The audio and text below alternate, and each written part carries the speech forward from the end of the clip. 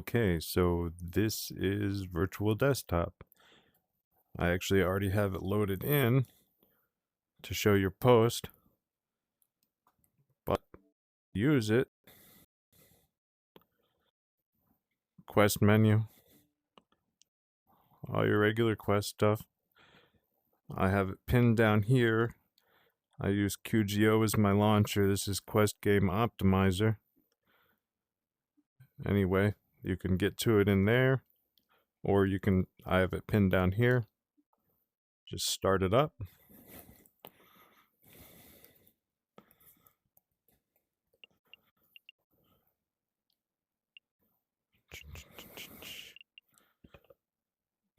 Takes a second to connect wireless, and this is my computer monitor, right?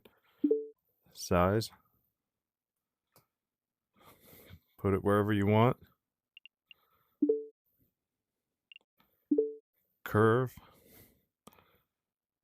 to change the screen. You also have Add Monitor. Add Monitor. I only actually have one monitor, but you can make virtual monitors that Windows thinks are real monitors. Position them however you want, resize them however you want. Windows thinks they're 3 monitors, so in your graphics card settings you can actually make a stretched monitor, like people that have 2 or 3 monitors together to game on, and line up all 3 of these gigantic monitors and play a game, flat game that way, which is insane and ridiculous. I've only done it one time just because it's cool to set up. Anyway, get rid of those.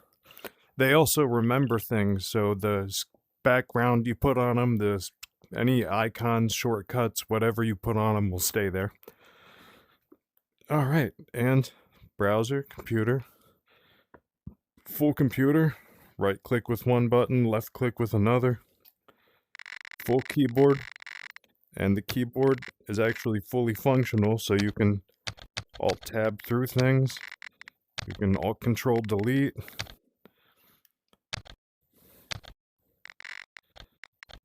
You can do literally everything with it. You don't actually need a monitor with it. You can turn the computer on and sign on to Windows just using this. As far as games, this is my folder with Virtual Desktop shortcuts. Let's go into Beat Saber.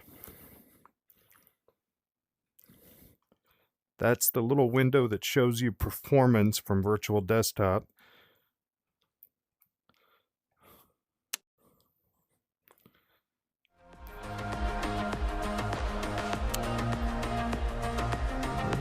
I never actually played this game, just installed it because you said it's what you wanted to use.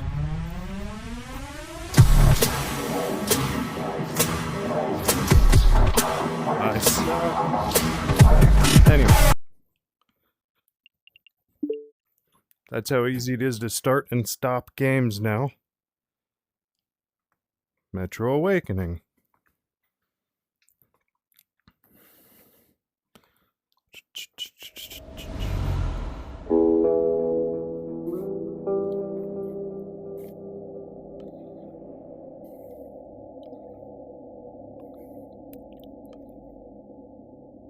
I actually haven't started this one yet since I reinstalled.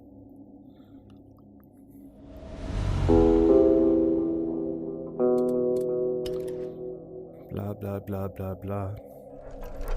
Playing Nitro involves stuff and things. Oh, unskippable menu, right? Forget that. Exit game. Do. Arizona Sunshine 2. All you do is make a Virtual Desktop shortcut. When you open it, it will automatically open QuestLink or Steam VR if a game needs to run through them. But if it's an OpenXR game and you set your OpenXR runtime to VDXR, it'll actually run without any of those, so you actually get better performance.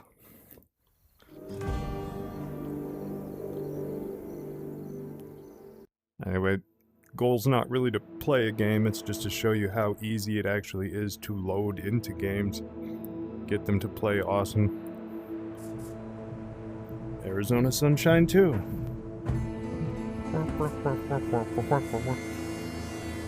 And enough of that. I'm only using a 4060, so you actually have a better video card than I do. Using virtual desktop menus, first thing to start it, to actually set it up, you buy virtual desktop in the Quest store for the headset, and then you have to go to Virtual Desktop's website and download the Streamer app. And you download this and install it, and it looks like this little guy down here. Now, what this does, first account screen, you put your Meta username so it knows that. Then options, this is the codec. You get to choose how it encodes the video to send to the Quest. H.264 is what I use just because it's the quickest one. It gives you the best latency. OpenXR runtime, VDXR, this is what I was talking about, where if you have this set, most games won't even open the Oculus app or Steam VR. Audio streaming, headset only, headset and computer, only computer, whatever you want on that. And that's it. The other control is when you're actually using Virtual Desktop. If you hit the left menu button, it brings up this. You can see 866 megabit a second. That's because I'm using a 5-year-old Asus router that I had in a closet. This is how good it works with that old-ass router. Environments, pick what you want. I'm in pass-through. Black Void. Works kind of like everything else does.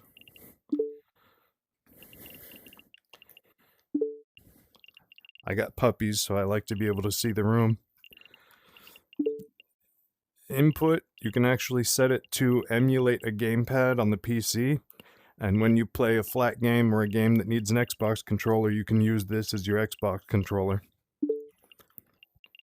Settings, this is for the actual computer desktops you see. Frames per second, bitrate, higher the bitrate, the better it looks. Streaming, these are your settings. I'm on Godlike right now because Beat Saber's super simple to run. Usually with a 4060, I run medium 120 FPS or high 90 FPS. The reason for that is this Snapdragon super resolution setting. You have a computer that can't do all Godlike and Ultra. You can turn that on and it actually passes your computer video footage through the GPU on your Quest, upscales it, and makes it look better than your computer could alone. This is the bitrate. Higher bitrate looks better, but it increases the latency. With that H.264 I said I was using, I set it at 200. Sometimes I do H.264 plus to 300 because it still runs great even with this old-ass router I'm using. Man, it's really all I can think about. Lies Beneath is creepy as hell if you haven't played it. Anyway, that's how quick it is to load VR games now. It's ridiculous. Like I said, it's my 4th headset. This is the first time it's ever just click the button and play the game whenever you want. And all I do to get out of Virtual Desktop, menu button and quit. And that's all. Hey Meta, stop recording. Stop recording. Okay, the Hey Meta thing doesn't usually work a lot. Hey Meta, stop recording.